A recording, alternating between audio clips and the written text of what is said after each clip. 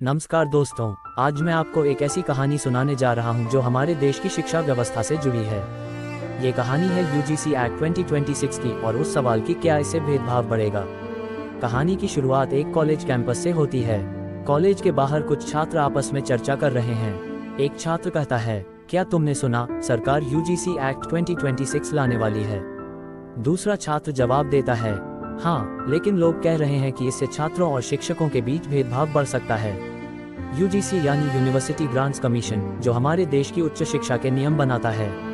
अब जब इस एक्ट में बदलाव की बात हो रही है तो कई सवाल उठ रहे हैं।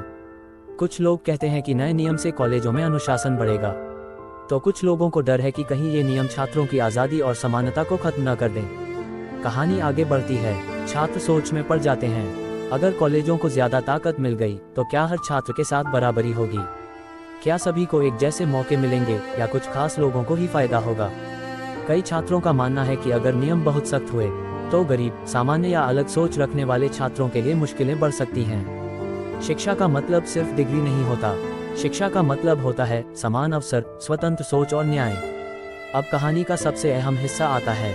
एक शिक्षक छात्रों से कहता है, कोई भी कानून अपने आप में अच्छा या बुरा नहीं होता, अच्छा या बुरा होता है उसका इस्तेमाल। अगर यूजीसी एक्ट 2026 को निष्पक्ष और पारदर्शी तरीके से लागू किया गया तो ये शिक्षा को बेहतर बना सकता है, लेकिन अगर इसका गलत उपयोग हुआ तो भेदभाव और असमानता बढ़ सकती है। छात्र समझ जाते हैं कि समस्या कानून में नहीं, समस्या उसके लागू होने के तरीके में है। कहानी हमें ये सिखाती है कि शिक्षा का उद्देश्य डर पैदा करना नहीं, बल्कि आत्मविश्वास और समानता देना होना चाहिए।